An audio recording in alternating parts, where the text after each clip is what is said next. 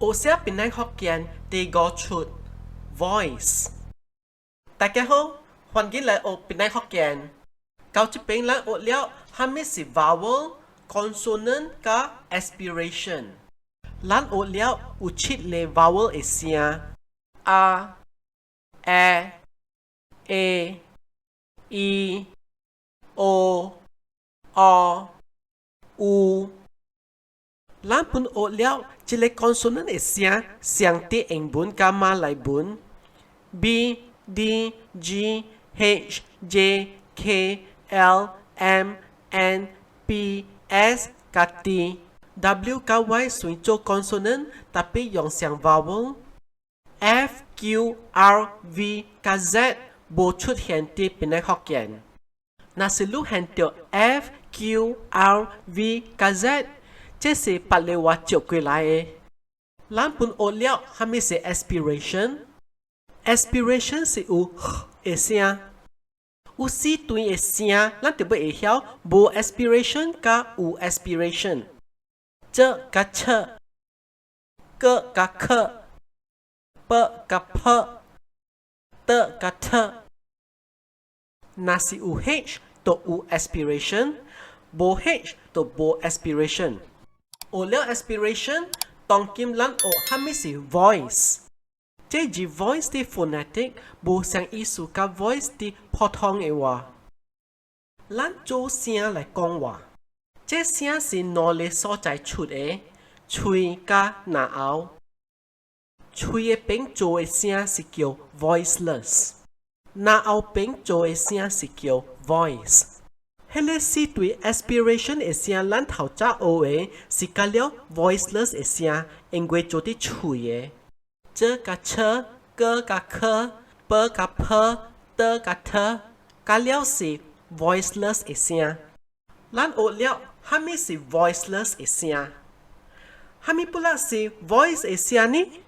Lan trái con voice e xia si na ao bánh chô e. Tapi hàm mi isu. Bởi ô lan gạt lệ voice e xia lại gen kiu. J i e xia si j. Lúc gạt lue jali tong lue na ao liao con j.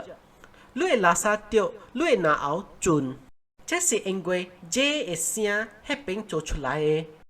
Pênh ca si e xia chợ. Chợ ca dợ. Chợ si chui thao chênh bánh chô chú lại e. Dợ bù la si na ao bánh chô chú lại e. J si ca si h e kiệu tì chì tùy. J si voice e xia tì chì tùy. C si bộ aspiration e voiceless e xia chì tùy. CHC u aspiration e voiceless e xia. JC ka CH sang chỉ tùy e. Yang e xia to si j, j ka ch. Lan pun o quê K ka KH, P ka PH, T ka TH. Tata le pun u chile voice e xia ti yang e tùy. G to ka K ka KH. B to ka P ka PH, D to ka T ka TH. Bài trở lại, voice e xia to si j, g, b, d. Voiceless bộ aspiration e xia to si j, k, p, t. Léo voiceless u aspiration e xia to si ch, k, p, t. Chế chạp dì lê xia chính yếu kiến họ bình năng học kiến. So ý, lan tiểu bươi ý hiệu thác ý yang tiểu tiểu. Ja, ja, cha, ga, ga, ka, ba, ba, pa, da, da, tha. Cao chế bình lan bà lụ ổ xia nìa. Lan ảo bê ổ dì gộ. Tapi tí chế gõ chút lúc hẹn tiểu liao chính chế bình năng học kiến e dì. Lúc ủ khô lên chú ý liao, bình năng học kiến tai dì. Dùng hồ bé xia e. Chế hồ bé xia hàm mi isu. Anh cho dùng. Chế wa ảo bê ca. Chế lan ảo chút ô. Kinh chí lan ô cao chế bánh. Cảm xa lại ô xia bình năng học kiến. Tổ lòng bằng like và share hoặc bà lắng thang tuổi chế lê video bún. Liao subscribe chế lê bài hoặc wa cao tài lúc xin video. ao cây cô lái, cảm xia.